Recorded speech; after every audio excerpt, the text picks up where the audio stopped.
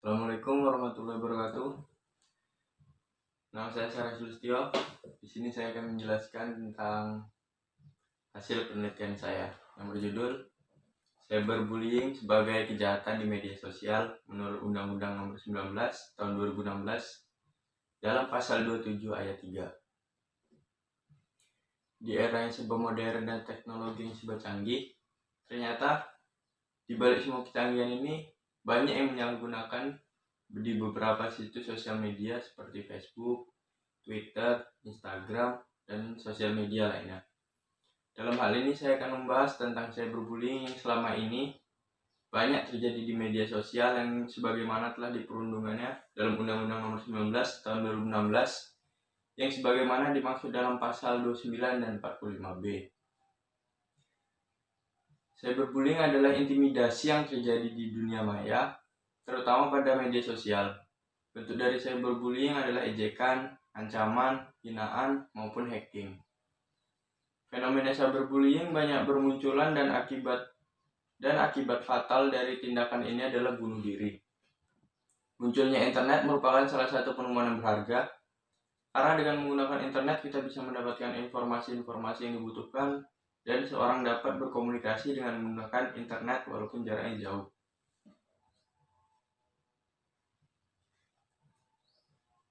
Cyberbullying itu terdiri dari beberapa macam, yaitu yang pertama ada flame war,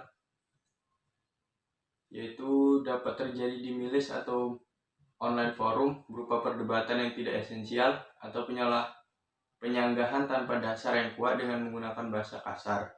Yang kedua ada gangguan atau harassment, berulang kali posting di forum atau mengirimkan pesan tidak pantas melalui email, mengirimi spam.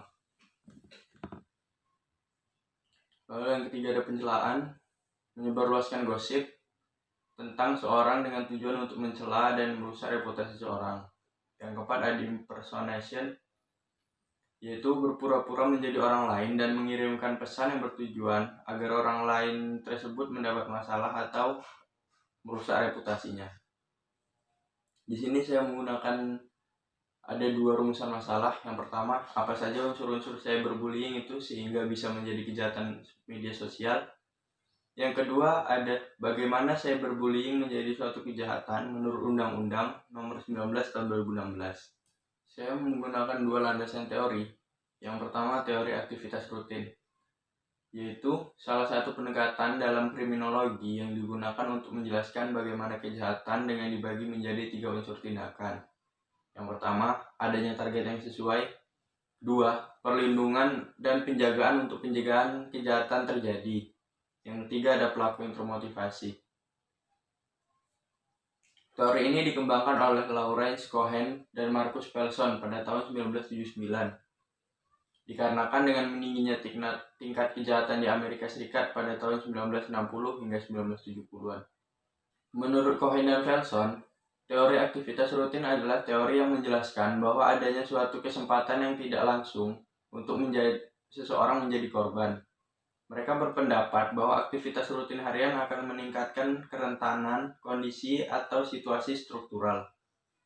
Dalam kata lain, yang menjadikan tingkat kejahatan tinggi bukan bertambahnya jumlah pelaku kejahatan, namun karena meningkatnya kesempatan untuk pelaku melakukan aksi kejahatan. Yang kedua ada teori gaya hidup, yaitu teori ini pertama kali dikenalkan oleh Hindelang, Gottfredson, dan Garofalo pada tahun 1978 dalam buku mereka yang berjudul Victim of Personal Crime, An Empirical Foundation for a Theory of a Personal Victimization. Dalam buku tersebut dijelaskan bahwa karakteristik demografis tentu menyebabkan orang memiliki gaya hidup yang berbeda-beda. Berdasarkan penelitian Hindelang dan kawan-kawan, karakteristik demografis seperti umur, jenis kelamin, pendidikan, pekerjaan, dan lain-lain membawa orang untuk mengubah dan membatasi sikap serta perbuatan mereka berdasarkan ekspektasi lingkungannya. Ekspektasi yang diharapkan di adaptasi lingkungan sosialnya tersebut membuat orang berusaha menjadi yang terbaik dalam lingkungannya.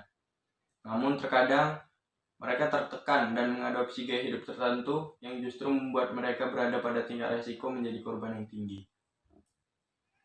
Di sini ada kerangka pemikiran di mana bullying turun ke sosial media, lalu menjadi cyberbullying, membuli melalui media sosial, yaitu sifat mengintimidasi korban yang lebih lemah. Yang satu lagi memberikan pesan dengan mengumpat, mengejek, serta mengancam korban. Timbulnya masalah baru bagi korban yang membuat korban tertekan. Lalu di bawahnya ada 2 teori yang sudah saya jelaskan sebelumnya. Lalu di bab 3 ada tipe penelitian. Jenis penelitian yang digunakan dalam penelitian ini adalah eksplanatoris. Penelitian eksplanatoris adalah penelitian bertujuan untuk menguji suatu teori atau hipotesis guna memperkuat atau bahkan menolak teori atau hipotesis hasil penelitian yang sudah ada. Penelitian eksplanatoris merupakan penelitian yang masih pada tahap identifikasi.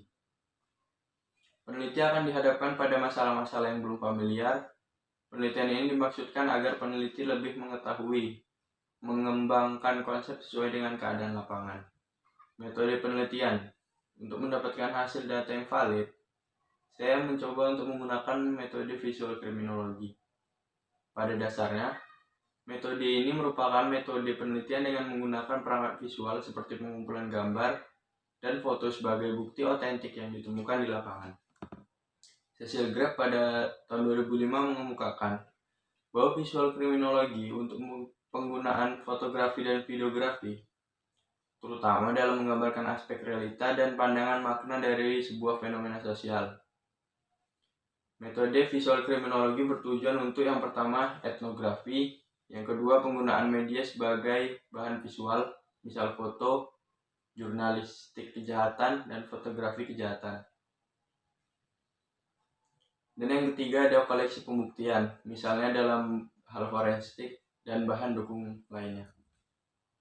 Teknik pengumpulan data di sini saya menggunakan ada 3. Yang pertama observasi, yaitu mengumpulkan data dengan cara meninjau langsung ke media sosial guna melihat fenomena suatu kejahatan yang terjadi pada seorang sebagai korban pembulian.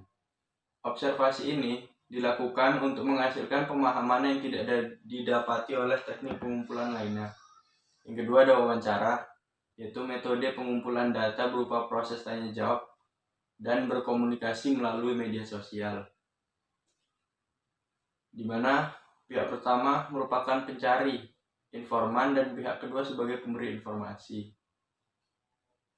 Yang ketiga ada dokumentasi, merupakan data pendukung dalam teknik pengambilan data yang didapati melalui dokumen-dokumen resmi yang memiliki hubungan dengan permasalahan yang diangkat. Sekian penjelasan yang dari saya, kurang dan lebih mohon dimaafkan. Wabillahi taufiq wal hidayah. Wassalamualaikum warahmatullahi wabarakatuh.